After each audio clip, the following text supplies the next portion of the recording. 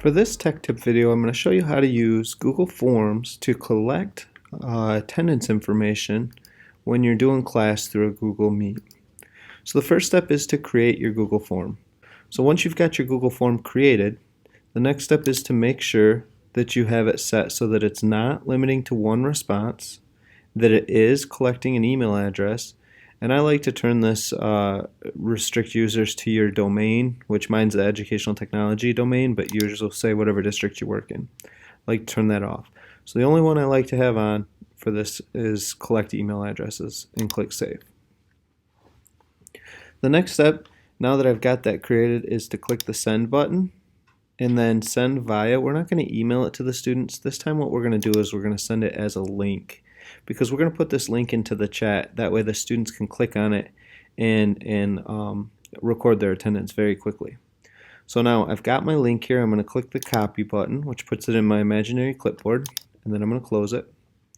I'm going to go back to my Google Meet. So in my Google Meet, we'll pretend I have students in here. The next step is to open your chat, and then in the chat bar down here, right click and click paste. That's going to paste that big long URL in there, and then click enter. And then what I like to do after that is say click on the link above to sign in.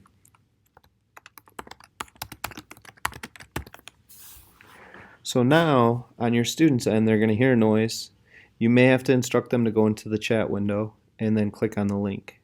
When they click on that link, it's going to open your Google form in the enter mode in a separate window.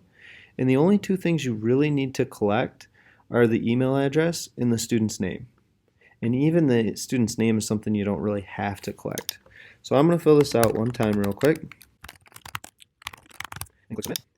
And there, now I've signed in.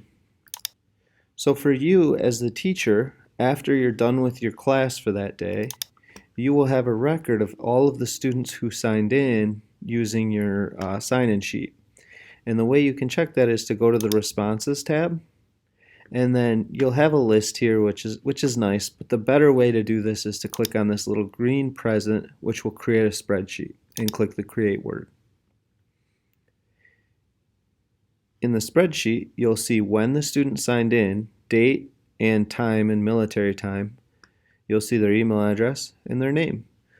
So the first couple times you do this, you may want to have this spreadsheet open because it is dynamic. As soon as they fill it out, it'll just pop up for you.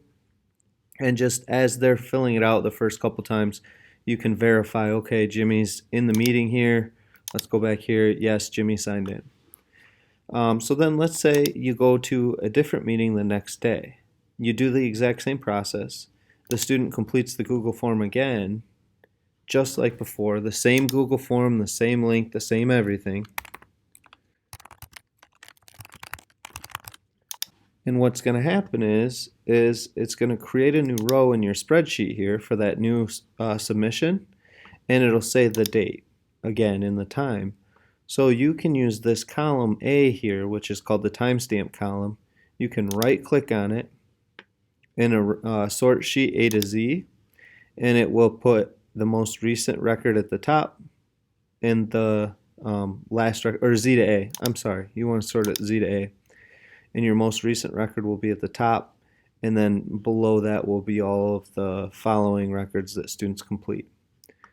This is the easiest way I can think of to get attendance without purchasing the enterprise version of Google G Suite for Education or Google Workspace. But hopefully this helps. Have a good day, guys.